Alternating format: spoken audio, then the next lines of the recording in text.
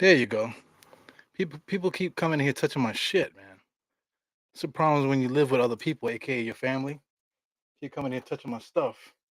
But anyway, E Rules here, the High Knicks podcast, halftime the Crunchtime show. So once again, sorry for the delay, guys. I know you guys couldn't hear me just now. I forgot to turn on the volume, but I had something that I'm trying to fix here, but I couldn't fix it because something was missing. I had to go find it. I had to go plug it up, and I guess I'm gonna have to mess around with it while I'm talking here. But anyway, Knicks are up. So I mean, I know you guys are watching the game. So I mean, we were down. We were down at one point. I think we were down by six. I think as much as nine, if I'm not mistaken. We'll get into it in a second, man. But I mean, the good thing is right now the Knicks are actually up. So let's put the score up here so we can really talk about it. Washington Wizards. It's kind of I don't if I'm not mistaken, we haven't seen KP and MSG yet.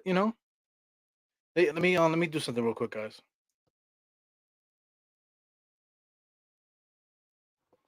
Yeah, man. I had to do my tell people to lock me up, man, so I don't have to hear them and they yapping. So anyway, yeah, KP. I think this is like the first time that he showed up back at MSG. So it's to the point now that we don't give a fuck anymore. It's been so much time that passed. Dallas and the Knicks haven't been much of a rivalry or anything like that. So there's nothing really to hide from. There's nothing really to. But plus time has passed, and then it's to the point now where KP might actually end up a Nick again. You know what I'm saying? Stranger things have happened. His contract is running out, and he's gonna be looking for a team. Maybe MSG might be somewhere where he might decide to come back. I mean, Tim Hardaway Jr. came back once, so I mean, who's to say he won't come back? Because the Knicks do need a center. It will be interesting to have. It will be interesting to have that 3-point shooting center to get in the mix of some of the other guys that we have on the roster. But anyway, I'm just kind of just babbling here. Let's just get really into this game here. Make this big, like I always say. Go into the game. So we're just gonna get into the game summary like always. I'm using NBA.com, like everyone else does. It's like not really like a secret. The Knicks were up. Knicks were down 28-22 in the first quarter, and then we smoked them in the second quarter. So 32-19. This is one of those games where the third quarter deficit might come into play. So I mean, if Washington comes out and does 32-19 on us right here, I mean that this is going to be a long night, man. So I mean, I'm not really up or down about the Knicks at the moment. I want them to win, of course, and we're playing a bunch of teams that suck. Basically, they're just as bad as we are. But the Knicks seem to be on a uptick. So hopefully we could take care of teams like Washington or whatever guys that are injured all up, and stuff like that. So we'll see how this goes. So anyway, let's get into the game charts. Shot chart for the Washington Wizards. This kind of looks like the Knicks shot chart. A lot of them just shots all over the place. The Knicks tend to get a lot of shots in the paint. And not really too many shots in the corner for the Wizards. But this also kind of like shows what other teams do against us too. They get a lot of 3-point shots, right in front of the rim, top of the key, kind of. Not too many corner threes. Most everything is at the rim or in the paint. That's how most teams do us. But I see a couple shots here on the side. I see a couple shots in like all around the paint, but inside the 3-point line. So I mean, it's a little bit different. They mix it up. They got a couple in between players over there. This is the Knicks shot chart. So this is prototypical Knicks, man. The Knicks tend to get a lot of shots in the paint, and we get a lot of 3-point shots all over the place. I see a lot of X's all over the screen, but the Knicks seem to be winning this game. So very interesting. Let's check out the biggest lead. Yes, the biggest lead was 9 for the Wizards. Knicks came back from being down 9 to be up by 7. Games times tied was 3. Longest run was 13. Lead changes was 2. Let's check out the team comparisons. Knicks are killing them in rebounding. Wow. I mean, the Wizards are not really. I can't even say that, man. I guess We'll get into that with the box score because they do have a lot of interior players, man. But I guess they're not good rebounding, man. 35-17. That is a big jump for the Knicks to only be up by 7. Is that what we're up by? We're only up by 7. So I mean, we're leading the rebounding battle 35-17, and we only up by 7. That tells you right there that third quarter might be a headache. 11 assists for the Knicks to 9 for Washington, which is odd as well. Seven, excuse me, 4 steals to 2 steals, 1 block to 0, 9 turnovers to 7 turnovers. Washington Wizards doing a good job of protecting the ball. So I mean, this guy Fournier got two steals there at the end, so this would have been even. So it's interesting, man. They're shooting well from the field. 3 point percentages. I don't think they're really like a good 3 point shooting team. Free throws, okay, the free throws is what it is. These are the major points here. Points in the paint, 24 to 22. So that's interesting too, because they have a lot more points in the paint, as compared to rebounds. Second chance points is 11-0. That's probably all Mitchell Robinson, all those offensive rebounds that he likes to get. Fast break points is also even. So I mean, this is a very weird game. Most teams that play against the Knicks, they always kill us in the fast break points. But for some reason, the Knicks are pushing the ball a lot. Shout out to IQ. IQ has been really pushing the ball today. Shout out to Grimes. Grimes has also been helping that also, and Fournier. These guys play better on an up tempo, and we just have the wrong coach. So anyway, six fast break points to six. 24 points to the paint, 22. That's bugged out because when you look up at the rebounding, we're killing them so bad in rebounding, 35-17, that you would think points in the paint, we would be killing on a little bit more than that. So anyway, I guess we'll check that out once we look at box scores. So let's look at box scores now. I kind of want to see what the Wizards are doing compared to what the Knicks are doing. I know RJ had an off first half, but we'll talk about that in a second. Let's just look at Washington. Washington, they got Kyle Kuzma. Kyle Kuzma, I don't know what's wrong with that dude. He has all the talent in the world, but for some reason, especially against the Knicks, he doesn't really never really plays well. 4 points, five assists. If he finished the game with 8 points and 10 assists, that actually is a decent game. But six turnovers possibly, if he was to double these stats. Porzingis is kind of quiet, 9-3. No other stats. Corey Crispert. These are the guys that are playing. Corey Crispert started at shooting guard. You got Raul Neto is 9-2. Shout out to Brazil. You got Denny Avija. That's a guy. I don't know if Denny is a bust or what yet. Because I mean he's just playing minutes. They're playing him heavy minutes, but he hasn't really been doing much. Kind of just been like a facilitator kind of guy. What else we got here? Daniel Gafford. They just paid that dude, and now he's gonna be coming off the bench. So I mean Daniel Gafford on the Washington Wizards is like Nerlens Noel on our team.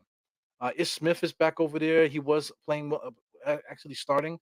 He was actually playing good when he came back, but now he's back to just being regular. Only 8 minutes for him. It's just weird what other teams do. But we complain about our team so bad that our team is so stupid. But their team is pretty stupid too. There's a lot of stupid teams out there. Washington Wizards. Rui Hachimura is like their pick from last year. Of course he was hurt, but he also isn't helping his cause either. He has 0 rebounds, zero stats to speak of, but he's 2 for 3 from the field. Wow. Tomas Sodoransky, he's a guy I think they used to be on the Wizards as well. They brought him back, and he's zero almost across the board. I think he had like an assist, one assist. Thomas Bryant hasn't played, and Anthony Gill. So I mean, they're a team that's all messed up too, but they have talent. They have decent talent. Even though they lost a lot of guys due to injury, they still have a lot of talent on that roster. But they have their own issues, man. So I'm just trying to say that they're not the only ones with issues out there. Like the Knicks are not the only ones with issues. RJ Barrett having his own issues tonight, not really scoring the ball well. But I'm still, if he finished the game with 16 points, it's still a good game for him. 2 assists, no rebounds yet, no steals yet. He did get a block. Game is back on now. Julius Randle's typical Julius Randle, 15 points. He got 10 rebounds, 10 defensive rebounds. Uh, Playing decent, regular game. This is surprising. Mitchell Robinson only got 5 rebounds, and they're all offensive. For a center that plays 13 minutes a game, he gets no defensive rebounds in the first half. That's incredible to me. If you call yourself a defensive player, if he can guard all 5 positions and all of this, then he has to be able to secure that defensive rebound. If he can secure the offensive rebound and get 5 of those, he should be able to get those defensive rebounds. So who's actually rebounding for us today? We talking about Sims is out there. I guess we're getting team effort. There's a lot of twos out there, so we're getting a team effort of rebounding. So that shows a lot too, man. The other players are getting in there, getting long rebounds, I guess. So Mitch Robinson hasn't been able to get in there to do that. I mean, come on, man. KP has how much rebounds he got? KP got 3 rebounds. So I mean, you're not playing against a dominant rebounding team, and we are dominating them as a team rebounding. So I mean, there's no excuse for Mitch Robinson to ever in his life have 0 defensive rebounds at the halftime. It's crazy, man. Some people that love Mitchell Robinson, which is not a bad thing. But the way that they go crazy, like pay this guy, like are you watching the game or are you just watching him dunk, or are you just hoping that he gets a point guard? in order for him to play well. He just finally gets a defensive rebound just now. It's incredible. Washington Wizards caught up a little bit. It's 56-53. RJ just ran right into the double team. Mitch Robinson was standing right there. Like, yo, you see RJ coming towards you. Get out the fucking way. But he can't get out the way because he can't shoot. You get what I'm trying to say? If RJ is driving to the watch this play. They're showing it right now on MSG. He drives in. Mitchell Robinson brings his man right into him. Come on, man. Like, you know what the fuck you're doing? You're the one that almost caused a turnover, running into your own teammate. It's not like somebody pushed him or anything like that. Yo, man, I'm not a fan of Mitchell Robinson. I just don't know what you guys see in him. Just because some nights he gets a big time numbers, but like he does so many stupid plays that he's been in the NBA for 4 years now. Come on, man. So I mean, the Wizards are on their run. They started their run fourth quarter of death, 59-56. I can't get enough of Mitch Robinson. I think I need to do a standalone pod. I probably will do that standalone pod as soon as I can. To really talk about Mitch Robinson and why I just don't believe in what he does, man, compared to what everyone else does. Like people gonna say, "Oh, get him a point guard." Get him a point guard. Well, is a point guard gonna get him to not run into other players? Is it going to get him to be a better defensive rebounder? A point guard doesn't do that. The center's job is to do that. So I mean, the excuses is just too much, man. Mitch Robinson, he is useful. I never said that he was trash, but I just don't believe in him as our center here, and I wouldn't care if he didn't have him anymore. You know, of course we have to get a better option. Not saying get rid of him and play Nerlens as well. But that's not the right thinking there. So anyway, the Knicks defense is got a hole in it right now. Caldwell Pope, he misses a three. That would have tied the game there. Goes Julius Randle dribbling up the court as the starting point guard again. Turn this up a little bit. He's just standing there, no ball movement. Burks just runs right into his man. Now they're just standing there too crowded, playing a two-man game. There's no spacing in the two-man game. How was the guy being screened but still able to almost put a hand on the ball? It's crazy. Wow, KP just pulled up for three, no good. Two bad shots from the Washington Wizards. Here goes Fournier pushing the ball up. RJ Barrett drives on the inside, drives right towards KP, shows the ball, gets stolen by Caldwell Pope. Caldwell Pope must have his number tonight. He must have said something bad about him because he's like they're really going at each other tonight. Especially Caldwell. Caldwell's really attacking RJ and challenging him tonight. So anyway, let me say what's up to everybody. Let's Daily. You're the first one today. Jahar Sims plays with energy. That's what the team needs. With you, you okay with the starter next year? Yeah, absolutely. I've said it plenty of times with state. Me and state argue all the time. Shout out to Evergreen. Me and Evergreen had like 3 hour podcast all arguing about this. So I mean, for whatever Mitch Robinson does as far as athleticism, everyone remembers him as a rookie blocking 3-point shots. When's the last time he done that? So people's rebuttal with that is, oh, Tom Thibodeau doesn't let him do it anymore. Come on, man. That- it's, it's crazy, man. Blocking shots is effort. So Tom Thibodeau's not going to tell him not to block a shot. If he's recovering, to cover a guy, why would he tell him, hey, don't recover? It doesn't make any sense. Yeah, so to answer your question, I absolutely will just give the keys as the developing young player, Jericho Sims. I will give him the keys as the developer, and then get a real veteran to come in here and play, basketball ahead of him if need be, or hopefully that Jericho Sims could get back in year two and improve on what he did in this rookie season because he did well in this rookie season. You know, Mitchell Robinson is still young. He has the ability to get better too.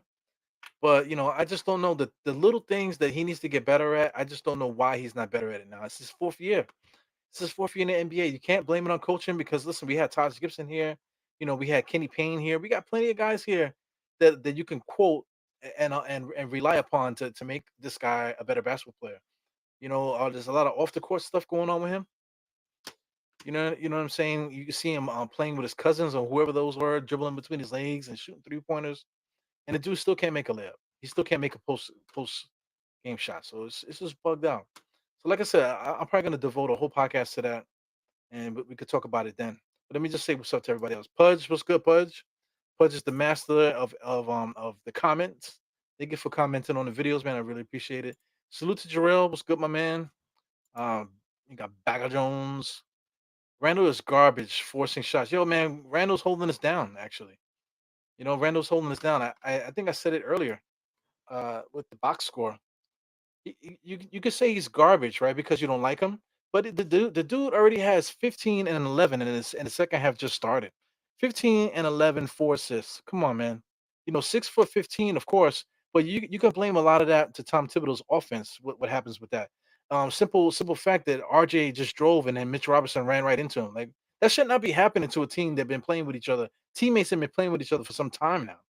That should not be happening. It doesn't matter about coaching. That thing shouldn't happen at all. But it happens often. But I mean, 15 and 11. Come on, you can't say he's garbage. You can't say he's garbage. You just can't. You just can't say he's garbage. Because if you say he's garbage, then I could look at what RJ's been doing up until this point. 8 points, 2 assists at the half, 3 for 9. Should I could say he's garbage, but God forbid if I say that, God, everyone's gonna go crazy. Everybody's gonna go crazy and want to curse me out about me saying that RJ's garbage. Oh, you can't say it. You can't tell a 20-year-old he's garbage. Come on, man. So I mean, please don't call me Julius Randle garbage. Is he smart? No, he's not smart. There's a difference. Calling him garbage and then saying that he's not a smart player, is a whole different thing. Or saying that he's not being used properly, that's a whole different thing. But just straight up calling him garbage is just not right, man. Here you're adding to it. So let me read it. He said Randall is the worst player to ever make it to the All Star. That's not true either. That's absolutely not true. Last year, when Julius Randle made it to the All Star game, he absolutely deserved to be there. He was playing, he was kicking ass last year. So you can't like just like say that the whole season last year was just for nothing. He actually played really well last year. He was the MVP candidate. He should have been first team All NBA if it wasn't for some of the major guys there. But he deserved the second team All NBA. Whether it was the bubble team or not. Last year he had a really good season last year. And that can't be you know under that can't that, it just can't be understated. You want to know who was one of the worst All Stars of all time? Fucking Charles Oakley. Okay, Charles Oakley was an All Star one year. No reason for him to be an All Star. I mean, it's nothing that Charles Oakley was doing at that time, dominant wise, for him to be named an All Star. Only because the Knicks were one of the best teams in NBA. That's the only reason why he became an All Star. John Starks was an All Star that same year. You know, John Starks only averaged 17 points that year, and he made the All Star team. So I mean, there's been plenty of players in this NBA as Mitchell Robinson just slams it down right in KP's face. Just standing there, getting the ball, turning around and dunking it. Wow, what a big help he is. But yeah, man, there's been so many players around that's made the All Star game that should not have made the All Star game. You know what I'm saying? So Randall's not the worst. Come on. I mean, you got to be realistic. You can't just say wild shit, man. It was RJ. It seems like Washington Wizards have a scouting report on him to put the hand in his lap because RJ when he drives he does have a tendency to keep the ball in his pocket. So the Washington Wizards are just leaving their hand down there and like tying him up. That's what's causing RJ to have this bad game shooting tonight. Driving driving to the basket, they're getting the hand right in his lap and preventing him from getting the ball up. So that's interesting. Big Task was good.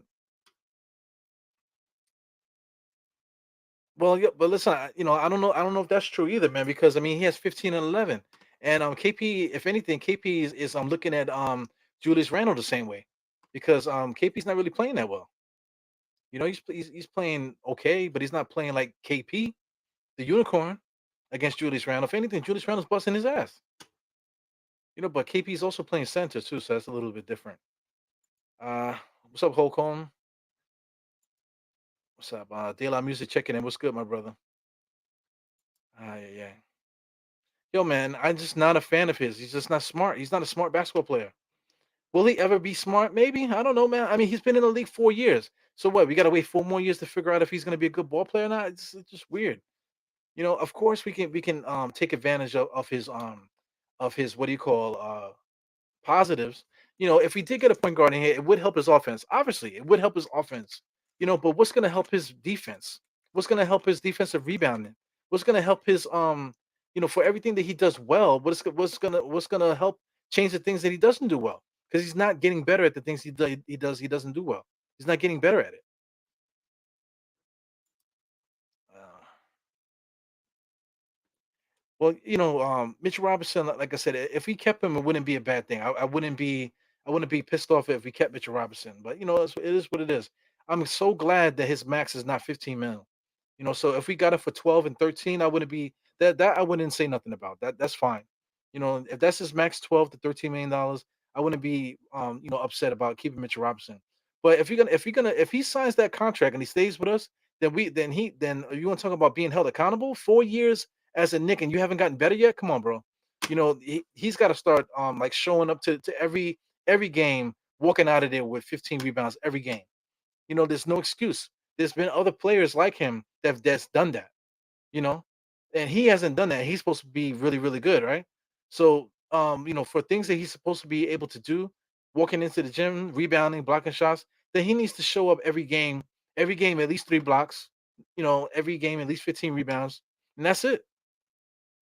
It shouldn't be nothing less.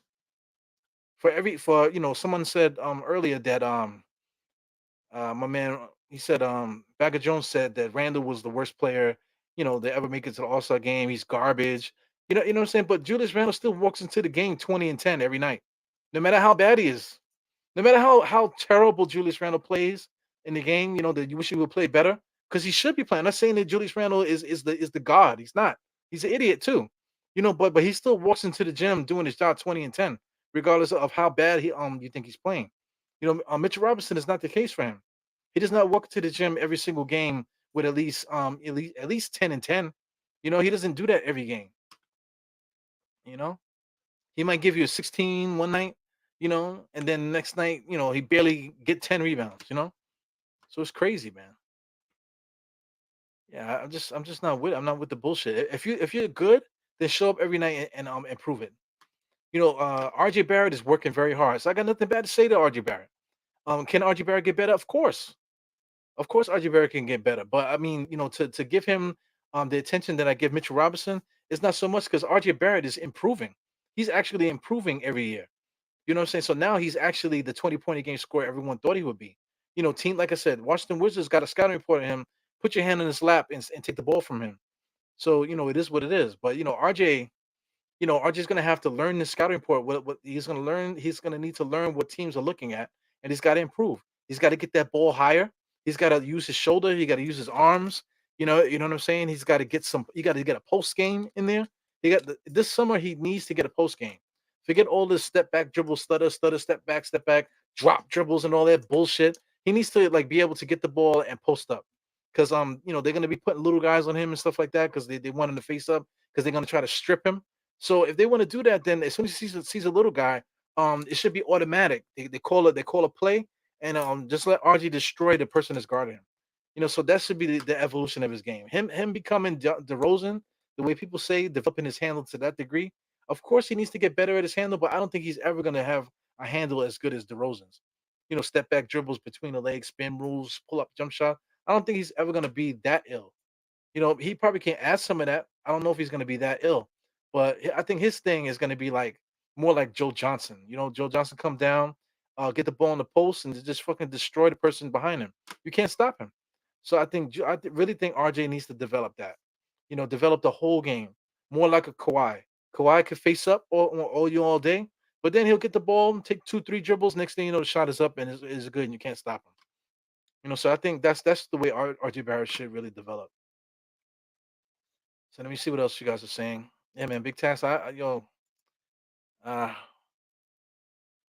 yeah, man, injuries come and go and stuff, but Mitchell Robinson's hurt a lot. He's hurt a lot. He's hurt enough to call him injury prone. He's hurt enough to call him injury prone, and that's something too. You want to devote the next 4 years to Mitchell Robinson? That's fine. But you have to accept the fact that he's injury prone.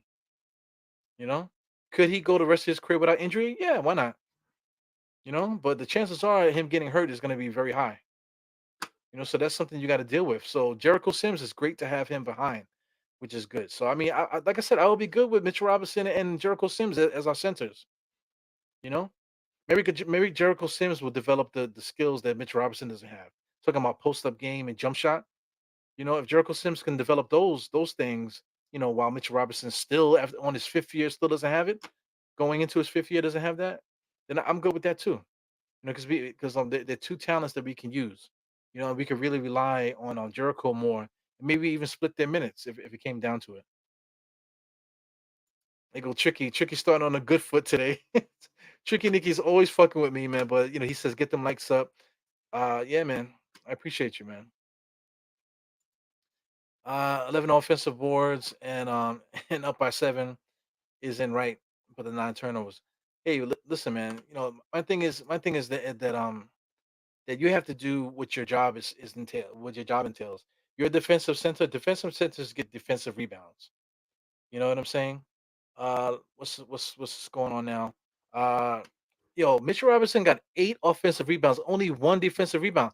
That to me is a poor showing, because you have 8 offensive rebounds and only have 8 points.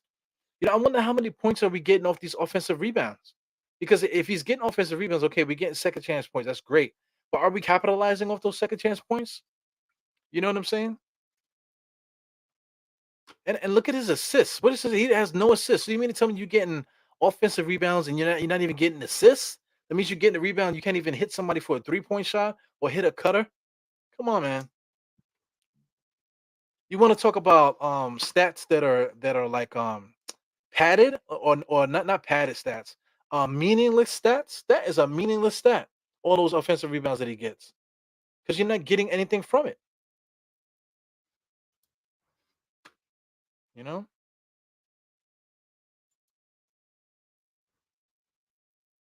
a lot of pushing and shoving out there. A lot of physicality. Good pass by Kuzma on the inside there. Yeah, Kuzma, I don't get it, man. Kuzma's feet is very slow. He should be a small forward, but the guy all of a sudden turned to a power forward, or they made him a power forward because of LeBron James, and he just believed it. You can see that he definitely got made his base stronger, because he's trying to be able to bang with the big guys on the inside, but he got slower. He's a perimeter guy. He should be able to take guys off the dribble. Now he's acting like he's Derek Coleman, but he's not Derek Coleman. It's just weird, man. This NBA, these guys are professionals. They're not giving these guys the proper evaluation. They're not telling guys how to get better. They're not telling guys what they want from them. Their agent is not letting them know. Nobody is guiding these guys correctly, man. So I do like Kyle Kuzma. He should be a lot better than he is now. I don't think he's a power forward. I think he's a small forward. You know, you know. Anyway, they messed up his body. You can see it. His lower body is so jacked now. You can see that he worked a lot on his base so he can be able to bang on the inside and grab rebounds. But I think that was just the wrong advice for that kid. Because I mean, as a big man, once you start doing that, once you start really developing your hips and stuff like that, you kind of wear out your hips. You're trying to get your base strong because you want to battle on the inside. You kind of ruin your whole game. You have to really really like deprogram yourself after you get there. You have to deprogram yourself, and it's very hard to do that. It's like getting old. Doing that to your body is like getting old. You made yourself older, so there's no way you're gonna be able to regain the quickness that you had once before, because you already destroyed it by trying to, change your body into being a big man, which you're not. You're not a big man. You're finesse. You're a finesse player. Nice turnaround jump shot by Smith. You got Burks with the rebound. Burks, oh, he just basically turned it over, but Fournier was able to get it. Shot off the backboard, misses it because 3 guys jumped with him. Now here goes Kuzma again. Nice finesse spin in the lane. Yeah, when he was younger, he used to make those shots, man. When he was younger, he used to make those shots. So it's interesting. It's interesting how these guys, I just don't. I don't know. I think I missed my calling, man. I think I missed my calling. I should have been a coach. I still got 2 little guys here, man. So we'll see what happens. They seem to be very energetic and stuff. So if I can get them into sports, then maybe I'll try to follow them and become like an assistant coach or whatever. At least be around so I can help these kids, man. Maybe I can pass on some of what I perceive as knowledge onto my kids. Maybe help another kid along the way too, man. Yeah, man. I just feel like, a guy like Kenny Payne. I know a lot of people. Even State was pissed off, that Kenny Payne left. But listen, the country needs Kenny Payne. Louisville hired him to be the head coach. These young kids need Kenny Payne. The NBA players don't need Kenny Payne. The development needs to happen in college. Getting recruited and working in practice. These kids need to learn how to play this game. And Kenny Payne, he has that reputation. I don't know anything that he's done for us that I could say, yo, Kenny Payne was the man for that. So let him go to Louisville and make his stamp on the game. Let's see if he can get the most out of these young kids and really teach them about life and about basketball. That's what I really hope, just for the game, for the game purposes. Yeah, I'm really behind on these comments, but I like to read them, man. I like to make sure because you guys make points. I gotta you know me. I got to read these points. Uh, RG needed to decline the rookie season all season to. I get you, man. I get what you're trying to say, but you know, I get what you're trying to say. Well, I mean that's like that's too complicated, man. That's like NBA 2K stuff, like story mode on NBA 2K. You just you always gotta be in an upward motion. You always gotta keep getting better no matter what. It can't just like those are like kind of like 2K scenarios. I never slandered RJ. Ain't nobody. RJ's not fucking my wife. So listen, man. We can. I'm not gonna let that ruin my evening. But listen, RJ Barrett, I never slandered him. You know, I didn't slander him when he scored 30 points in the first half. Maybe I talked badly about the way that he scored. You know what I'm saying? You know who fucked my wife? I think Mitchell Robinson fucked my wife because I talk about him more than often. Maybe Frank Ntilikina fucked my wife. You know what I'm saying? But I tell you one thing: let that be the last time you say anything about my wife on the podcast. That's all I have to say. I know we're just joking around, whatever, but don't say it. Don't say it again. You know? Yeah, man. Maybe Tom Thibodeau fucked my wife too because I'm always talking about him, right? Maybe somebody's fucking my wife right now. You ain't saying nothing slick, man. But I just wish that you don't say it again.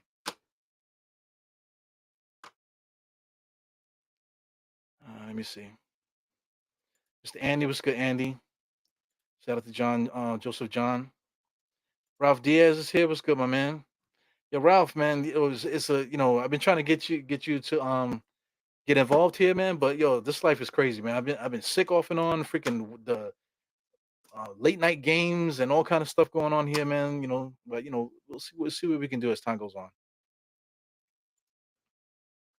What are you saying? Part of greatness is being consistent with your production as well as wins. That's the main thing. If you value yourself as a shooting guard, you have to do shooting guard shit. You have to be good at shooting guard stuff. If you value yourself as a point guard, you got to do point guard shit. If you value yourself as a center, you got to do center stuff. So basic center stuff. It shouldn't be something like, "Yo, I need him to do center stuff." How come he isn't good at center stuff? And then you're gonna tell me that he needs a point guard in order to do center stuff? No, he doesn't. You have a job at the position, no matter what you say modern basketball is. You still need to do what's good for your position. So guys need to really work at that.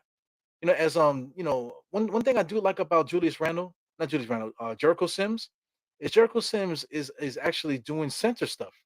Every time the ball goes up, you can see him drop his base, and you can see him making his arms strong, and he's going up like that, bracing himself. The person behind him can't do nothing. Jericho Sims is like a wall. It's like an iron wall. So you're not getting past that kid. So Mitchell Robinson is a different story. Mitchell Robinson got guys behind him, knocking him off balance, as he's going for rebounds and stuff. So that's no good. That's no good. Uh, let me slide down. Shout out to Kareem Grant. Hey, Kareem Grant, I think I saw you on Twitter, man. You new to Twitter?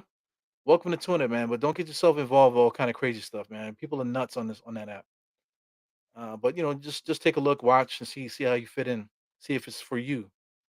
You know. Wait till the game slows down for Sims. I think it has, but I think a guy like Tom Thibodeau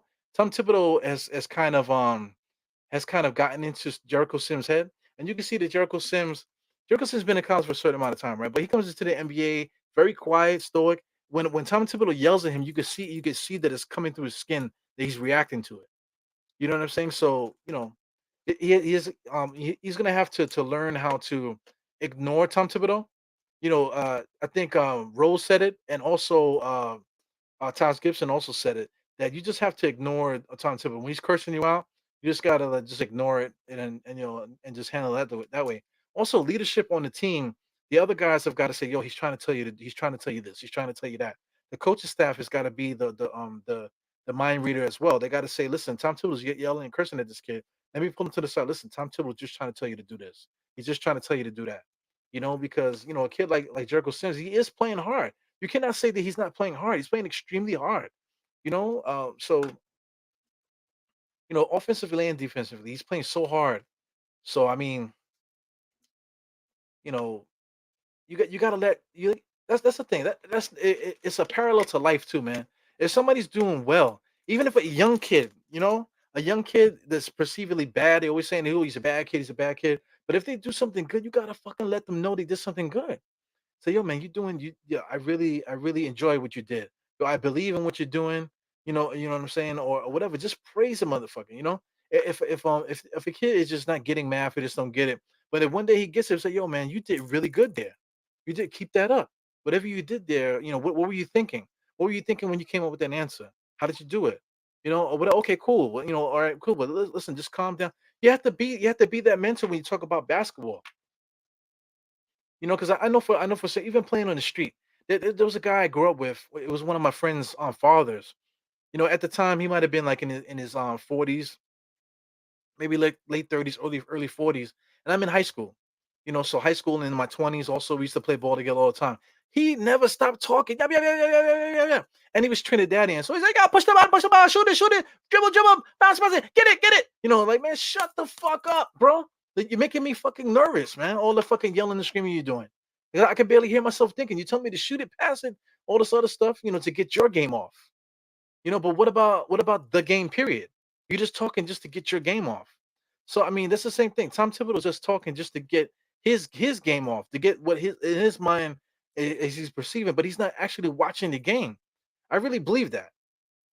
I really believe that. I believe Tom Thibodeau just to be yelling, and he has different things going on just to have it going on, but he's not watching or like analyzing the game as it's happening. That's what I think is happening with Tom Thibodeau. So for a kid like Sims is learning how to be a pro, and he does do good things well. I don't know the whole story. Maybe Tom Thibodeau is building him up in practice and stuff. But when it comes into the main game, now it's go time. You get yelled at. So maybe in practice he's nurturing these guys. So I mean, we don't. I'm only speculating. That's only anybody could do. Quote unquote experts on TV and stuff like that. All they can do is speculate as well. They don't know either.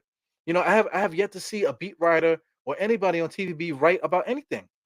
I remember Stephen A. Smith was talking about Durant, and he was actually threatening Durant. Oh, well, he said Durant said something. Durant said, "No, I didn't say that." And then Stephen A. Smith said, "Oh, you're gonna mess up my credibility." The dude that you said it. He said I didn't say it, and then you're gonna say I'll ruin you because of that. It's like, what are you talking about? It's just weird, man. So anyway, this is all opinion to tell you the truth. Hey, tricky. Listen, I'm not here for that. I'm not here for that. But I know on the internet people like to do shit to you to put you out there to see what you're gonna say. And of course you can see they're either not there or they left, or they said what they said and they left, or maybe they still there watching, listening to me talk. Oh yeah, I got a rise out of him. People do that. Shout out to some of your favorite content creators. Did you guys follow and watch them constantly? They like to do things and like to say stuff to try to get you pissed, and then they point the finger. Hey, look at him! Look at him! Look at what he's doing there. To try to like screw you over and make your quote unquote credibility look bad, or just make you look like a maniac on the internet. Like whatever, man. I'm kind of tired of it. So I see you're still talking about let me see, Mr. Grant. Yeah, man. Yeah, don't let these guys bait you into conversations where you start cursing them out, or where you start saying wild shit on there, because you got to remember this is like it's like Twitter is like the get indicted hotline. So you just be on Twitter saying all kind of stuff, and then you realize, I'm really typing this shit in here into Twitter. I'm not necessarily getting into a conversation with somebody. I'm literally indicting myself into something deeper than what I mean it to be. You get what I'm saying? So, everybody here that's on Twitter or on the internet in general, just be careful what you say. But if you don't care, then you don't care. That's on you. Everybody got their own energy. But you just got to be careful of the shit that you say on the internet because a lot of times these guys don't mean it that way. But sometimes they do. You know what I'm saying? But I don't care to find out either way. That's not why I'm here. So that's the focus. You got to really refocus on what you're trying to accomplish with this. So we're entering the fourth quarter now. Knicks are up 75 to 66. That's a good thing. I am watching the game as I'm talking. I'm still looking at the game and stuff. The Washington Wizards themselves as a team is not really that good. I got to check their coach. Who's their coach? If anybody in the chat is watching, like, can you let me know who the coach is? 'Cause I've seen him a couple times. You know, like I said, I don't want to start looking because it's gonna mess up what I'm doing here. But the culture of the Washington Wizards is like, I want to say that he's like heavily influenced by the front office. If I could say that, because he kind of like playing players according to what's happening. He's being stranglehold too because of the star player. He was acting like a weirdo in the beginning of the year. That messes up team chemistry. Now he had voluntary surgery. To end this season. It's just weird. One Wes Unseld Jr. So I think that he's like I said, I think he's stranglehold because I've seen him coach well. He's a good coach. He's a good kid. Good Wes L. Jr. He's a good coach. So like I said, maybe just behind the scenes he has a lot of pressure from upper management and stuff. But they have a lot of guys that do the same thing, like Kuzma and Rui Hachimura. They're the same player. Also too, Denny Avija. He's also the same. They're all the same player. They don't really have a point guard backup over there. They traded Dinwiddie. They traded Dinwiddie because of their star player that's not playing right now. The one that a lot of people actually wanted. Thank God we didn't sign that cat. Because something's going wrong with him. He looks like an egomaniac. I don't remember him playing that way when John Wall was here. When John Wall was there, I'm talking about in Washington. I don't remember that guy playing like that. Anyway, what are you saying here? RJ. Yeah, man, I see you, Tricky. Tricky's another one. Tricky's another anarchist that like to like mix things up. It's all good though. Yeah,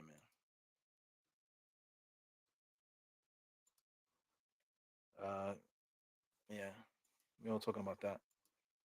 You wish Randall would lead the. I wish he would too, man. He likes. Randall's a bully, man. Nice step back crossover by it quickly. Quickly's really starting to come into his own with those dribble moves. Now I don't know, like even though he does all that stuff, I don't know if he's a point guard still. Even though he could do all those things, you know. So I want to see Quickly do those things.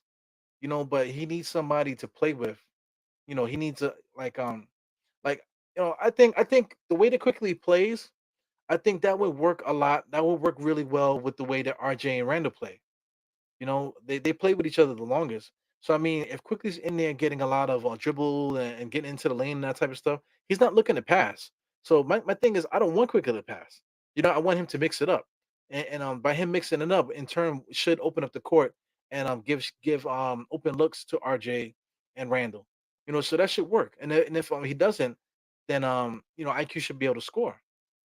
So I think that's an advantage, but not to have Quickly as the point guard looking to set up plays, even though he can basic pick and rolls for Mitchell Robinson and Obi, that type of thing. I think IQ starting will actually help that cause. Here he goes again. RJ just dribbling up the court and they just smack it as soon as he puts the ball up to his waist. That's an Achilles heel there. Let's see if they show it here. So KP misses it. Here goes RJ running the ball up the court. And look, Avija just smacks the ball right out of his hand. That's been the story of the defense for the Washington Wizards this whole game. They've just been smacking the ball out of RJ's hands the whole time. So I like this. I like on quickly on that little fake screen, but I don't like Obi Toppin shooting them 3 pointers. Why does he keep shooting them? That is the coaching. They want Obi Toppin to shoot threes. I don't get it, man. I don't get it. Even when let's say Cam Reddish was here, Cam Reddish wasn't even in the corner like that shooting threes. Fournier, when he's out there, he's not even out there shooting threes like that. So what is the obsession with having Oakley shoot these corner threes all the time? That shit bugs me out. Yeah, man. Yeah, but yeah, Randall's like a bully. He's one of those guys on the court that's always talking shit, always getting in people's faces and stuff. Biggest guy on the court, but let another big man come on the court, and all of a sudden they back down. But shout out to Randall. Ain't nobody bigger than him in the NBA at his position. You want to say what's his name? Zion, but he hasn't played. Outside of Zion, or I guess you want to say uh Giannis. Giannis handles him pretty good. You never see Randall acting up when Giannis out there. So I mean, Randall's a typical bully. So I kind of like him being a bully, but he's got to project that energy to the players, to the opposing players, not the referees. You know, he's definitely got to do that.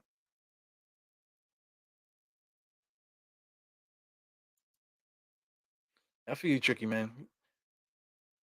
Have a good night, my brother. Yeah,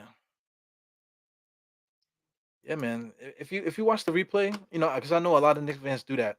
You watch the game and then you watch the replay like 3, 4 times. So just watch the replay and just watch how they were playing RJ. Every time he drove or every time he did anything, they were swiping at the ball as soon as it got to his waist. At that play there, Danny just waited, and then hit it. As soon as it got past him, he timed it. So that's something that's being coached. So little things like that can be coached. I feel like the Knicks don't have a tendency like that. Knicks don't have Tom Thibodeau tendencies really. On defense. Wow, that was a stupid ass foul by Saransky. That dude Saransky, he should be way better than he is. Where's my drink? He should be way better than he is. Because he has the height. He plays point guard, but not everybody can be great. Not everybody can be great. He probably plays well with his countrymen, but not everybody can be great. So we're approaching the crunch time portion. We at the 9 minute mark now. 9 minutes and 21 seconds. So right now, if Washington is going to go on a run, they need to go on one now. They need to go on a run to cut it down to single digits. Maybe to 5 and below, and then hold the Knicks off, and then go for on another run. So they need 2 runs. They definitely need 2 runs tonight, and if they want to try to beat the Knicks tonight. So I mean, it could happen. For those that are wondering, I'm not peeing in a bottle. I'm actually putting this Gatorade into a bottle, transferring. Yeah, man. Yeah, so I really like what quickly he's doing. Offensively for himself. Because it really puts the defense on his heels, and it allows the rest of the players to take a break while he's out there. Obi Toppin is there. He's guarding Roy Hachimura. Good steal by Obi. Obi's always looking for the alley oop, always pointing with his head. I wish he would stop doing that. Every time he runs up the court, he wants alley oop. Like, come on! I wish he would stop doing that.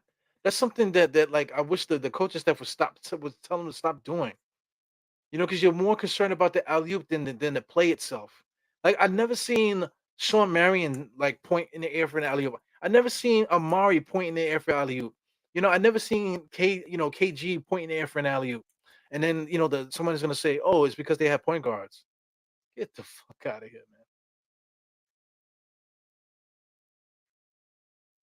So every time Obi Toppin points in the air, that's a good pass. It's not always a good pass. He just being selfish. To me, that's selfish.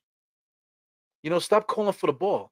That's why, like, just the for shits and giggles. 2K. If you're playing the story mode with 2K, if you keep tapping for the X button to get the pass back to you, then you lose. You get a negative. You start losing your skill points, whatever the fuck the shit is called. You start losing it. So it's the same thing. If every time you going up the court and the guy is always doing this pointing up, man, no, stop doing that, fam. Stop doing that. I see you. Okay, but there's 4 other dudes on the 3 other guys on the basketball court besides you and me. You know what I'm saying? There's a whole game to be watching. Stop don't putting your pointing the finger there for an alley oop. That's like the worst, man. I know playing. Let's say playing in the rec room. There's always somebody that think that they could jump out the gym. They always asking for alley oops.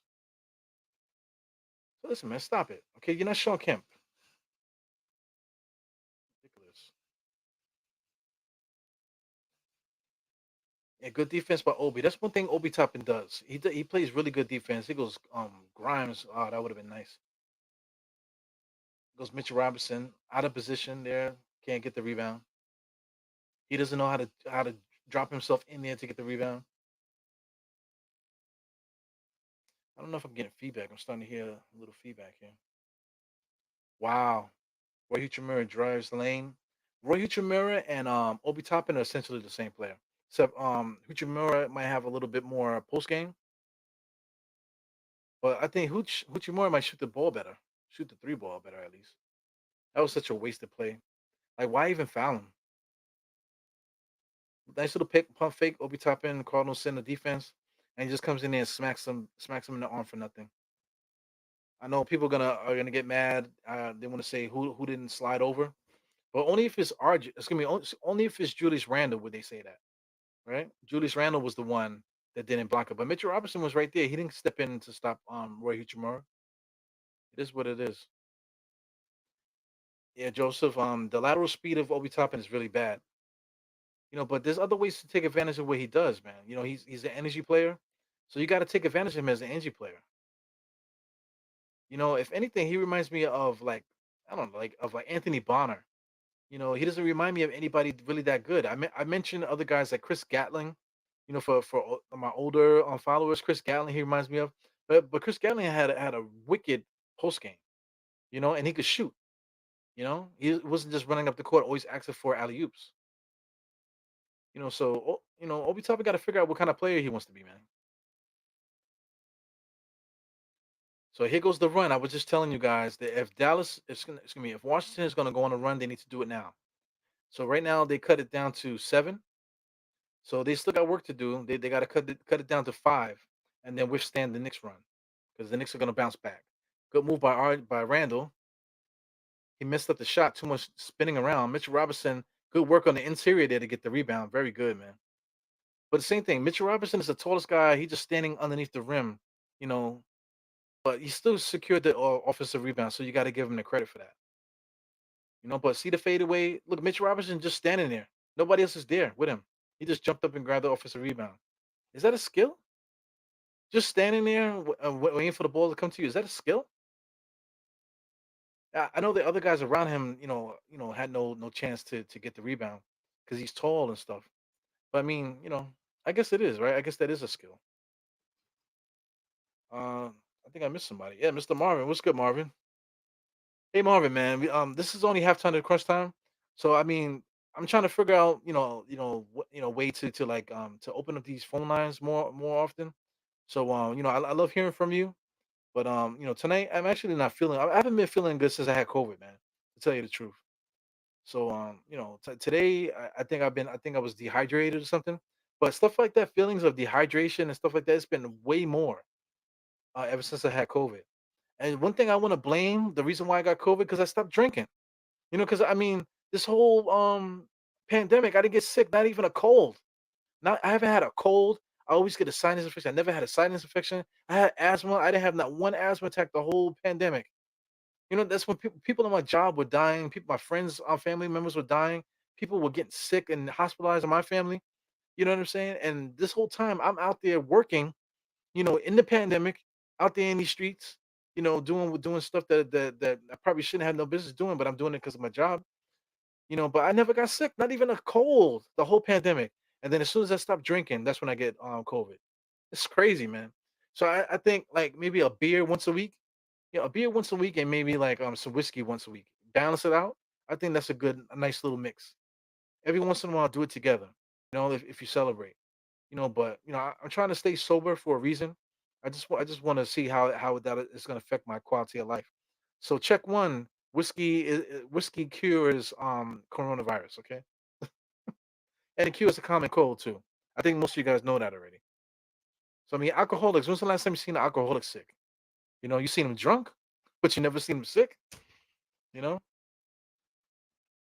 Yeah, man.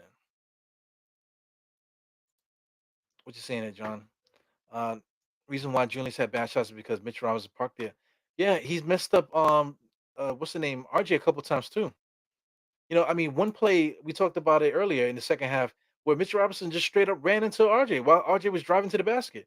RJ was driving to the basket. Mitch Robinson walked his man into RJ and also walked into RJ himself. What the hell? I guess he figured that RJ was going to cut in and make a layup, but he had no regard of why he was coming inside. He was just coming in to get the offensive rebound. Which is bad, which is bad. You know, yeah, man. Balance is key, man. Yeah, so like I said, I'm trying to hold off with that, man. My birthday's in the summer, so I don't know if I'm gonna celebrate for my birthday. I have a lot of things going on with me that I'm trying to prepare for. I'll throw it out there. You guys know that I've been trying to run the New York City Marathon for the longest.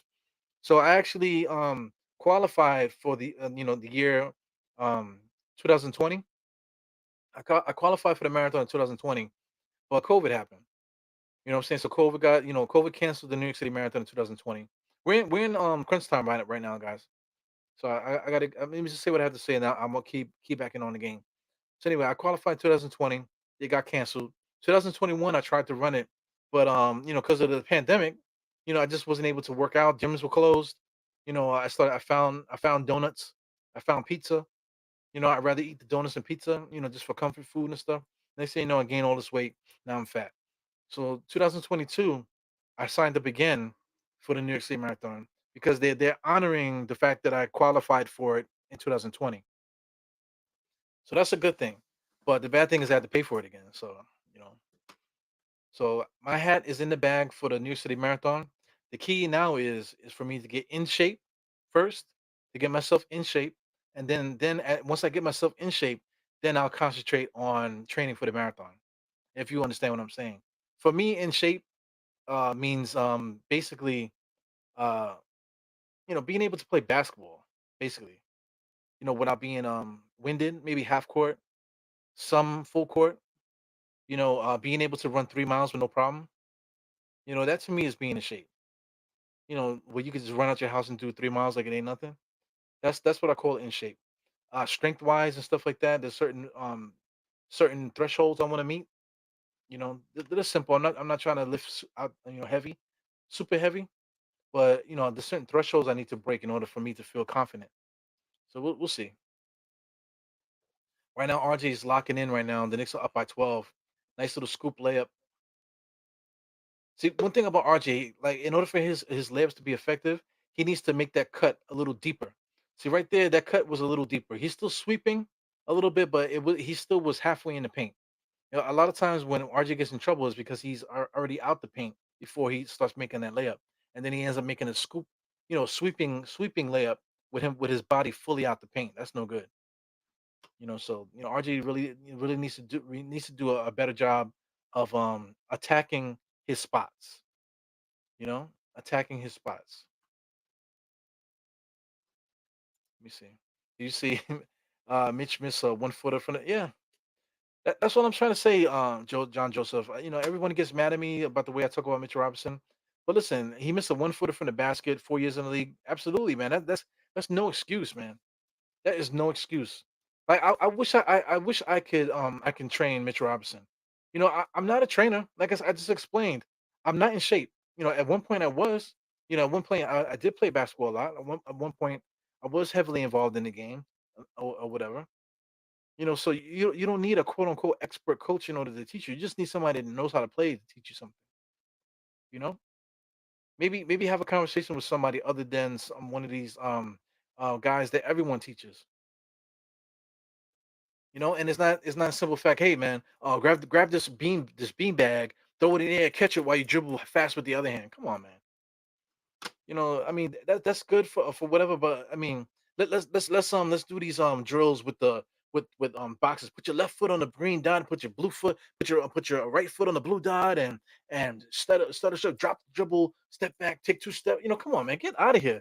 I mean that is just too crazy to me. It's basic you just have to have a conversation with somebody to make them understand what it is you need them to do. It's a basic conversation. What's good, man? My scoreboard is behind. Is it? Let me refresh it. I believe you, Geraldine.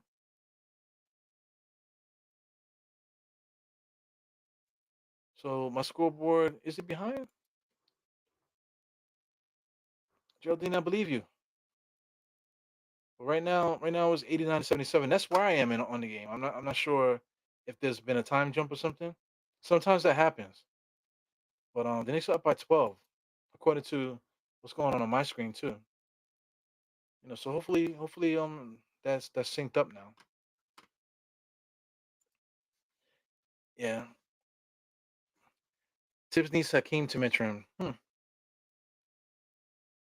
You know, Mitchell Robinson and Hakeem Olajuwon. Do you think Mitchell Robinson can be Hakeem Olajuwon, or do you want him to be Hakeem Olajuwon? Do you think he's close enough to be Hakeem Olajuwon? So I'll use this as an example. JaVale McGee, Shaqton, the king of Shaqton the Fool, right?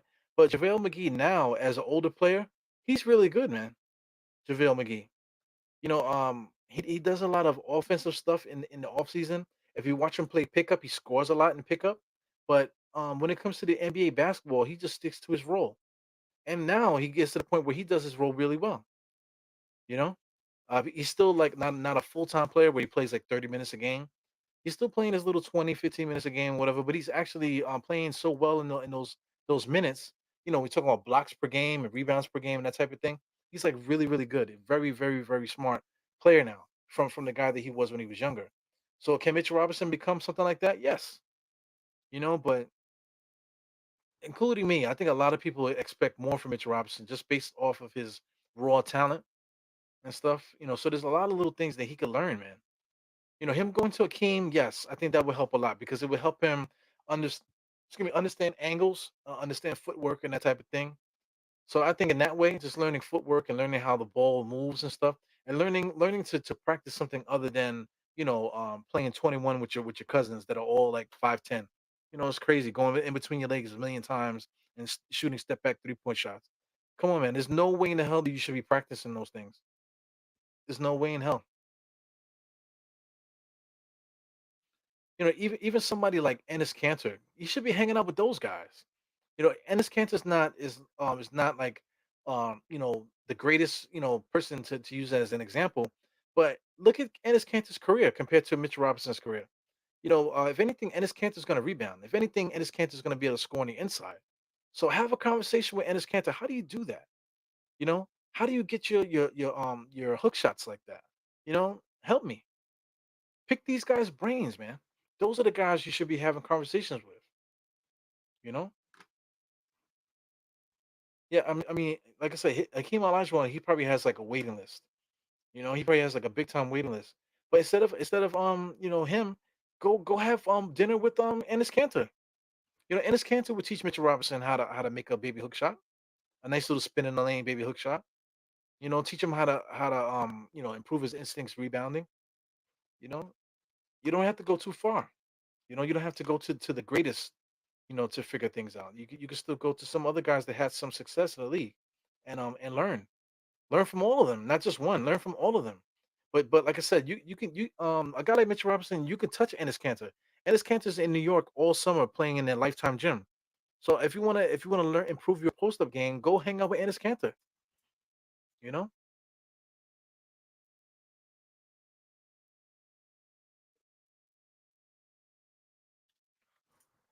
it's kind of funny to see Wes Unseld Jr. and just remember his dad. When Wes Unseld Jr. never played basketball, but he got put on for his dad. So it's a little bit of nepotism, but basketball is basketball.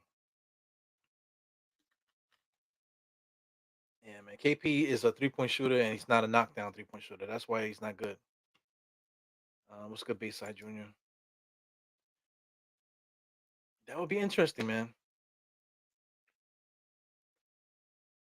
Yeah, I get it, man. I just long for a center that can just do basic shit like that.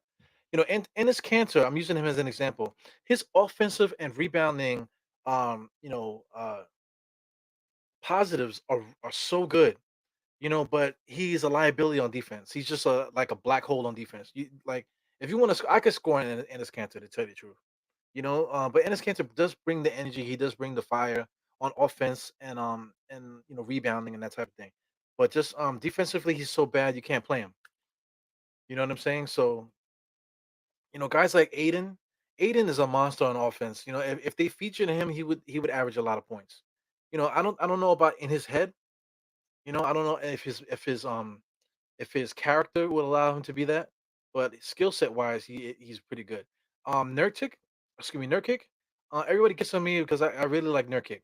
The reason why I like him is because he's gonna do center things. He's gonna box out on the inside.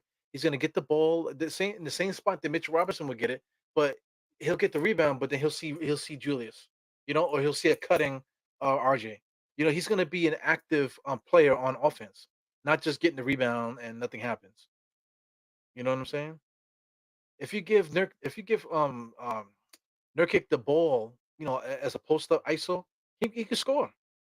Is he a 20 point a game scorer? No. But if you give him the ball at times, he could just score sometimes. If you have a bad center, you just give him the ball and feed him the ball every single time down, and he'll probably score every single time down. You know, so it's interesting. There's a lot of centers in the NBA that Mitchell Robinson needs to have a conversation with. Zach Randolph would be a good big man coach, yeah. But Zach Randolph, I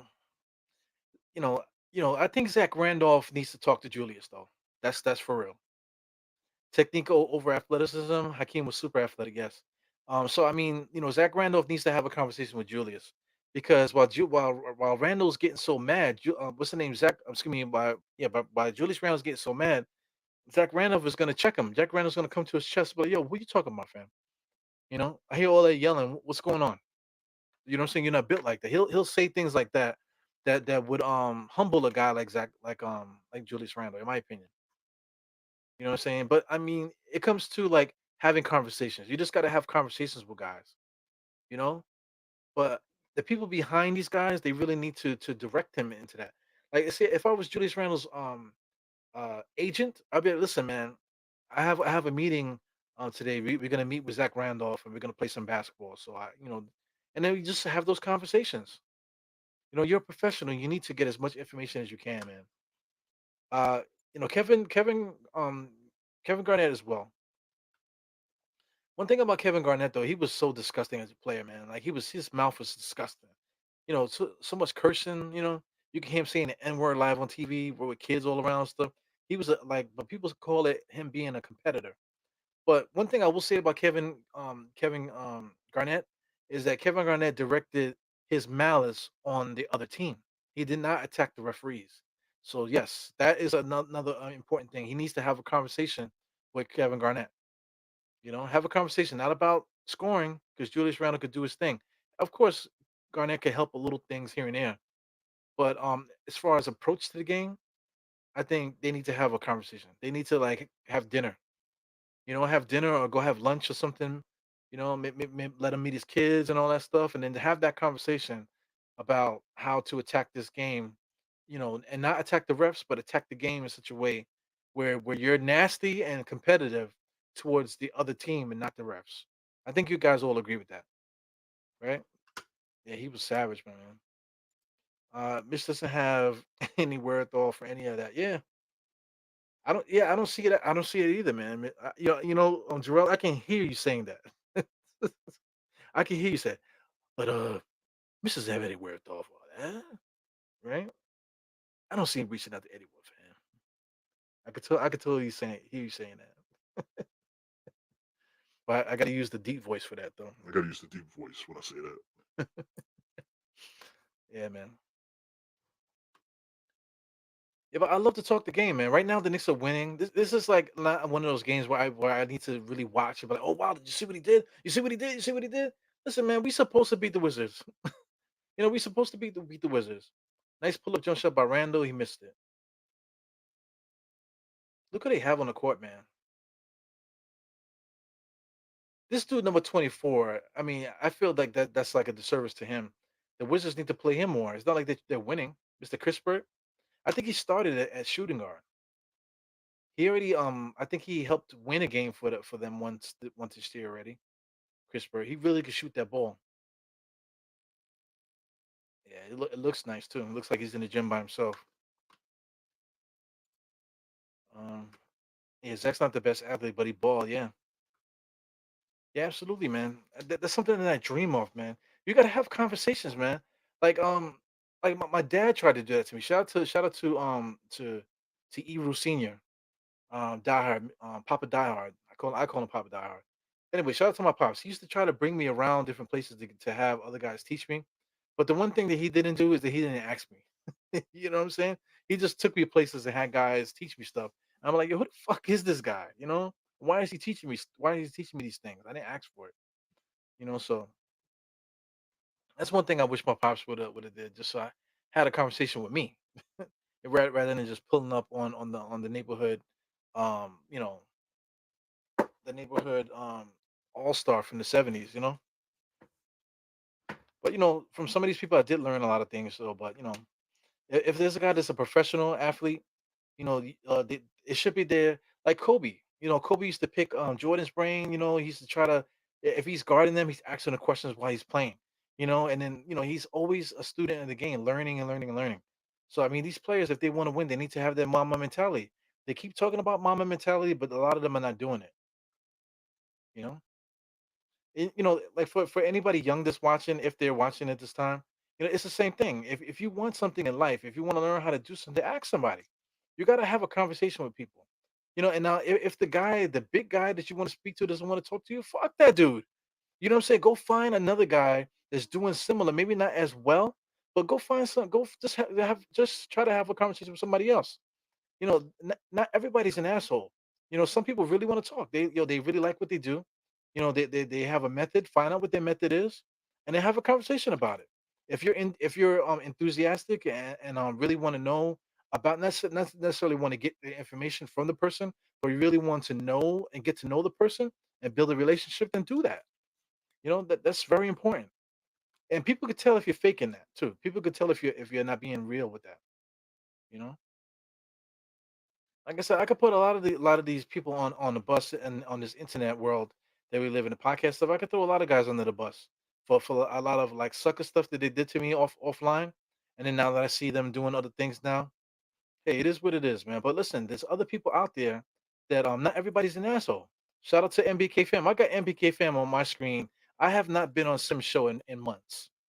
But that loyalty is real, man. MBK fan, Sim is a real one, and I'll say it to I'll say it forever. Sim is a real one. I really like Steph. Steph is really nice too. I met her in person. She's super nice. She opened up her home to me, for Christ's sake. I never met her a day in my life. She said, "Hey, come on over." And I actually watched the game with those guys. First time I ever met her, invited like strangers in her crib. Saying so she's a good person. You know, um, you know, she's tough though. Don't fuck around. But a lot of the other guys too, man. Shout out to Tony. Tony's great. But if you're a piece of shit, you can't hide it. You can't hide it. You really can't. Yeah, man. You like that impersonation? Korean Grant, unnecessary 3-point shooting, stop being. Yeah. Right now, this little 98 to 91, it's getting hectic. The Knicks should still be, if you're gonna play your starters, at least play some crisp offense. You know, stop wearing out your players. Run some offense, get some give and goes type of things. Get guys running off of screens, back downs. Let's get some open in between jump shots. Easy. Let's get some easy buckets while we're out here. If you're gonna play your starters to the end, you know. Here goes Kuzma, he shoots a three. Okay, so now here we go. We're freaking a minute and 24 seconds in this game right now. 98 to 94. This is hectic now. Kuzma just hit a 3-point shot. Here goes Burks, kicks it back out to Randall. Randall should have just shot it, but he decided to run into a triple team. Now we're at 8 seconds in the shot clock. He goes Fournier to the right, gives it to Burks. Burks misses it. Here goes KP with the rebound.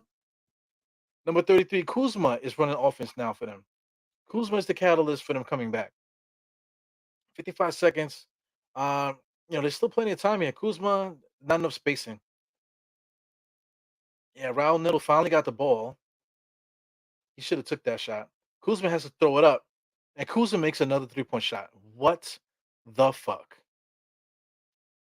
What the entire fuck? So here we go. Knicks fucking around. Right there, Mr. Kareem Graham, leaving you up there. Unnecessary 3-point shooting, fucking around. They tried to do an alley oop just now for RJ and Mitch. Mitch cannot box out and KP gets the rebound. You know, if Mitch boxed out, KP would not have been positioned to get that rebound because he was turned the opposite direction. So here we go. Now we have a chance for the Wizards to actually get the fucking lead. Kuzma has the ball, 12 seconds left with 7 seconds on the shot clock. Wow, he just pulls up. Oh my god, he misses it. That was a bad shot. He just bailed it. He just bailed the Knicks out. He just bailed the Knicks out. That was a bad shot by Kuzma. You know, so I mean, they did a bad job. The Wizards coming down the court, running a play. So that's on West. That's on West Junior. He had two heat checks. So like your idea of a play is to run a play for Kuzma to get another heat check. He had to shoot it though. He had to shoot it. It was the same thing. The ball. I mean the shot clock was down to the wire, so he had to throw it up. Same thing. Three straight times he did the same play. So West Unseld Jr. is another lame duck coach. Goodbye. You know, he's another lame duck coach. Another guy that reminds me a lot of Tom Thibodeau. He has a lot of anxiety out there. He don't know what the fuck is going on. He's like hoping that his players do something good. You know, so thanks, Kuz. You just lost the game for your team. But as I say that, I can't get ahead of myself because it's still a one possession game. So now they could run the same stupid ass play where Kuzma just launches up a three, and then we going into overtime. I do not want to watch overtime tonight because, like I said, I'm not feeling well.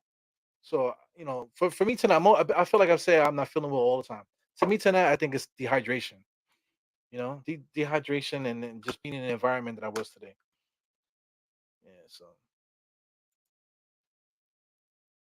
man, I mean, don't give up, man. Don't give up, Bayside. Right now, I want to win this game, but I mean, for the simple fact that the Knicks are at this point now where the Wizards have a chance to tie this game, that I mean, this is bullshit, man. This is bad. What's up, Geraldine? This coach is the worst. I don't get it, man. He is the worst. He is the worst. They play so much iso ball. Like I said, like Kareem said, the 3-point shots that we were shooting.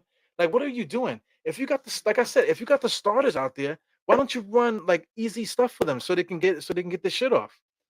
Stop making them work so hard. Because you get to the point now where the Knicks all of a sudden aren't making shots because they're working way too hard.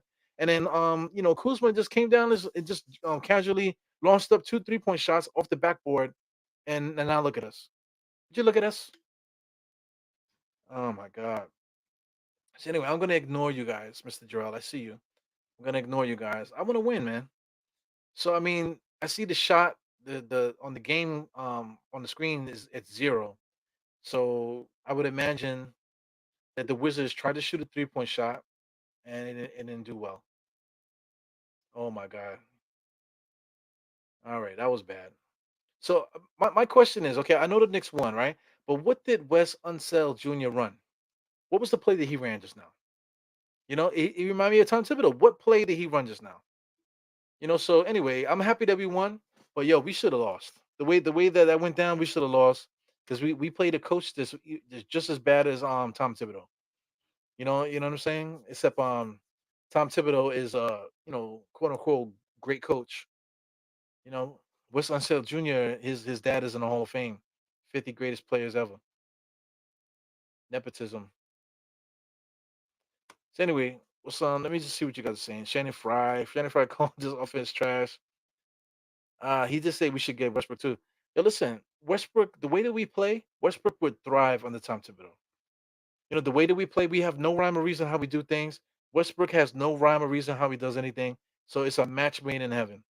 We probably win the championship if we got Westbrook. To tell you the truth. I don't know if you understand sarcasm, but nigga, that is I just said the N word. It's sarcasm, okay? Excuse my language, okay? Jesus Christ. Unbelievable. Anyway, I'm out of here, guys. So I mean, oh man, I didn't even check. I got some messages. I'm quite sure State hit me up. But shout out to State. Me and State got a lot of things. We're actually, we've been doing podcasts together for so long. Now we're gonna start putting our thoughts together to make to add stuff to this. So anyway, Jarrell, I'm calling you out, man. You know what I'm saying? A couple other guys too.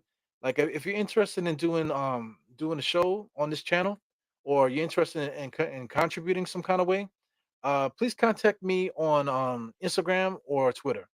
You know what I'm saying? Instagram or Twitter. So I mean, I don't have it queued up right now. But on Instagram, I'm Diehard Knicks Podcast on Instagram. On Twitter, I'm Diehard Knicks PC. I'm Diehard Knicks PC on Twitter. So just hit me in the DMs if you're interested in being involved in the Diehard Knicks Podcast. Please hit me up. You know what I'm saying? Like I said, me and State are working on some stuff to expand the podcast and just be a little bit more consistent to give you guys more content to take a look at. You know how me and State give it up? Me and State give it up in such a way that we try to keep it as real as possible. We're not trying to be we're not trying to be a professional podcast. We're just trying to put the content out there, decent content you guys can follow, and you guys can enjoy without having egomaniacs out there, without having people hanging up on callers and calling people stupid and telling people to shut the fuck up and all sort of stuff. That's not what we about. You know what I'm saying? When we're on this podcast, we're about building with the people and talking about our Knicks. So, like I said, we're trying to expand the channel together. He's gonna be helping out a little bit more on the channel. So like I said, if you guys are interested in doing some stuff with us, man, hit me up. Die Hard Knicks on Instagram, Die Hard Knicks Podcast on Instagram, excuse me, and Die Hard Knicks PC on Twitter. All right, so I'll check you guys later. Evil out, four fingers to the forehead, tuck of the thumb, salute. And I'll see you guys later. Bye guys. Bye. Oh